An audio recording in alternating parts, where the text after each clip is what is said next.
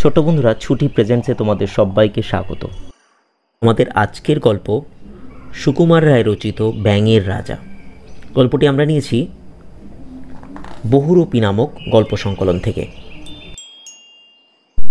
রাজবাড়িতে যাবার যে পথ, সেই পথের ধারে প্রকাণ্ড দেওয়াল। সেই দেওয়ালের একপাশে ব্যাঙেদের পুকুর। সোনা ব্যাঙ, কোলা ব্যাঙ, গেছো ব্যাঙ, মেঠো ব্যাঙ সকলেরই বাড়ি সেই পুকুরের ধারে।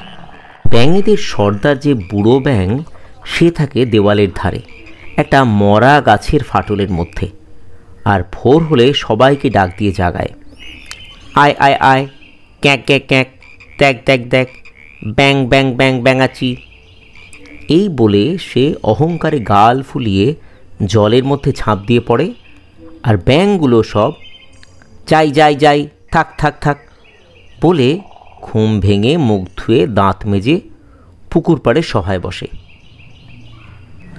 একদিন হয়েছে কি, সর্দার ব্যাঙ ফুর্তির চোটে লাফ দিয়েছে উল্টো মুখে ডিগবাজি খেয়ে, আর পড়বি তো পর একেবারে দেওয়াল টপকে রাজপথের মধ্যিখানে।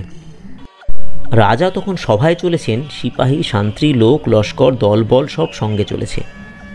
মোটা মোটা সব নাগরায় জুতো খটমট ঘ্যাচম্যাচ করে ব্যাঙ বুড়োর মাথার ওপর দিয়ে ডাইনে বাঁয়ে সামনে পিছে এমনি রোগ করে চলতে লেগেছে যে ভয়ে ব্যাঙের প্রাণ তো যায় যায়।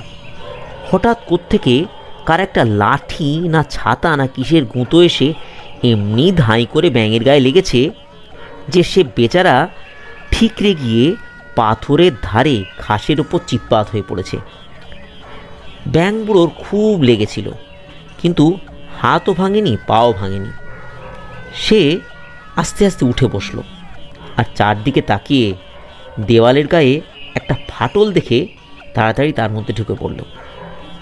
সেখান থেকে খুব সাবধানে মুখ বার করে সে চেয়ে দেখল, মাথায় মুকুট, রঙিন পোশাক পরা রাজা আলো ঝলমল চতুর্দোলায় চড়ে সভায় চলেছেন। লোকেরা সব রাজা রাজা বলে নমস্কার করছে, নাচছে গাইছে আর ছুটোছুটি করছে।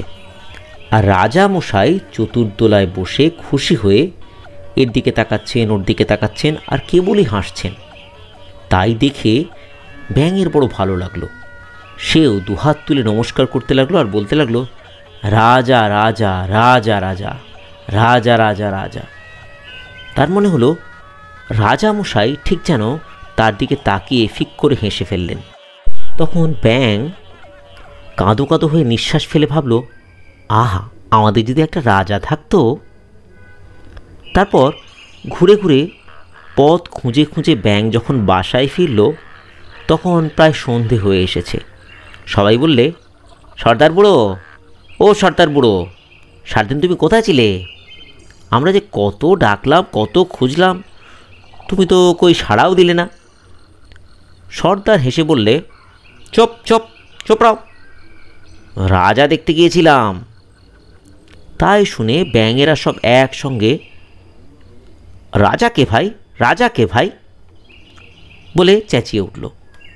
বুড়ো তখন গাল ফুলিয়ে বুক ফুলিয়ে চোখ বুজে দুহাত তুলে লাফিয়ে বললে, এই রাজা হচ্ছে এই এত বড় উঁচু আর ধপধপে সাদা আর ঝকঝকে আলোর মতন, তার দিকে দেখলেই সবাই মিলে ডাকতে থাকে, রাজা রাজা রাজা রাজা। তাই শুনে ব্যাঙেরা সব বলতে লাগলে, আহা আহা, আমাদের যদি একটা রাজা থাকতো। তাদের যে রাজা নেই এই কথা ভাবতে ভাবতে তাদের চোখ দিয়ে ঝরঝর করে জল পড়তে লাগলো। বুড়ো ব্যাঙ বললে, ভাই সকল, এসো আমরা রাজার জন্য দরখাস্ত করি। তখন সবাই মিলে গোল হয়ে বসে আকাশের দিকে চোখ তুলে নানান সুরে ডাকতে লাগলো, রাজা রাজা রাজা রাজা রাজা রাজা রাজা রাজা রাজা চাই, রাজা চাই, রাজা চাই, রাজা চাই। ব্যাঙ পুকুরে ব্যাঙ দেবতা, যিনি বাদলা দিনে বর্ষা মেঘে ঝাঁঝরি দিয়ে পুকুর ভরে জল ঢালেন, তিনি তখন আকাশতলায় চাদর মেলে ঘুমোচ্ছিলেন। হঠাৎ ব্যাঙেদের চিৎকারে তার ঘুম ভাঙল।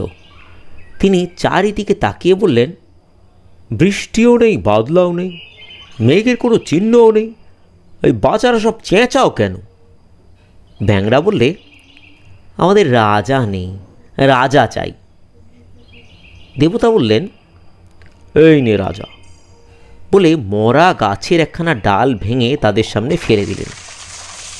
ভাঙা ডাল পুকুর পাড়ে হেলান দিয়ে দাঁড়িয়ে রইল। তার মাথার ওপর মস্ত মস্ত ব্যাঙের ছাতা জোছনায় চকচক করতে লাগলো। তাই দেখে ব্যাঙেদের ফুর্তি আর ধরে না। তারা গোল হয়ে ঘিরে বসে মনের সুখে গাইতে লাগলো, রাজা রাজা রাজা রাজা রাজা রাজা রাজা রাজা। এমনি করে 2 দিন যায়, 10 দিন যায়। শেষটা একদিন সর্দার ব্যাঙের গিন্নি বললে, ছাই রাজা, কর্তা যে সেদিন রাজা দেখলেন এর চেয়ে সে অনেক ভালো। এ রাজা নড়েও না চড়েও না, এদিকেও দেখে না ওদিকেও দেখে না, ছাই রাজা। তাই শুনে সবাই বললে, ছাই রাজা ছাই রাজা, নড়েও না চড়েও না, দেখেও না শোনেও না, ছাই রাজা। তখন আবার বুড়ো ব্যাঙ গাছের উপর চড়ে বললে, ভাই সকল এসো, আমরা দরখাস্ত করি, আমাদের ভালো রাজা চাই। আবার সবাই গোল হয়ে বসে আকাশ পানে চোখ তাকিয়ে নানান সুরে ডাকতে লাগলো, রাজা চাই রাজা চাই, ভালো রাজা নতুন রাজা। তাই শুনে ব্যাঙ দেবতা জেগে বললেন, ব্যাপারখানা কি? এই তো সেদিন তোদের রাজা দিলাম, এর মধ্যে আবার নতুন কি হলো? ব্যাঙরা বললে, ও রাজা ছাই রাজা, ও রাজা বিশ্রী রাজা, রাজা নড়েও না চড়েও না, ও রাজা চাই না চাই না চাই না চাই না চাই না চাই না। ব্যাঙ দেবতা বললেন, থাম তোরা থাম, নতুন রাজা দিচ্ছি। এই বলে একটা বককে সেই পুকুরের ধারে নামিয়ে দিয়ে বললেন, এই নে তোদের নতুন রাজা। তাই না দেখে ব্যাঙেরা সব অবাক হয়ে বলতে লাগলো, বাপরে বাপ, কি প্রকাণ্ড রাজা, ঝকঝকে ঝকঝকে ধপধপে সাদা, ভালো রাজা, সুন্দর রাজা, রাজা রাজা রাজা রাজা। বকের তখন খিদে ছিল না, মাছ খেয়ে পেট ভরা ছিল। তাই সে কিছু বললে না, খালি চোখ মিটমিট করে একবার এদিকে তাকালো, একবার ওদিকে তাকালো, তারপর এক পা তুলে চুপচাপ করে দাঁড়িয়ে রইল। তাই দেখে ব্যাঙেদের উৎসাহ আর ধরে না।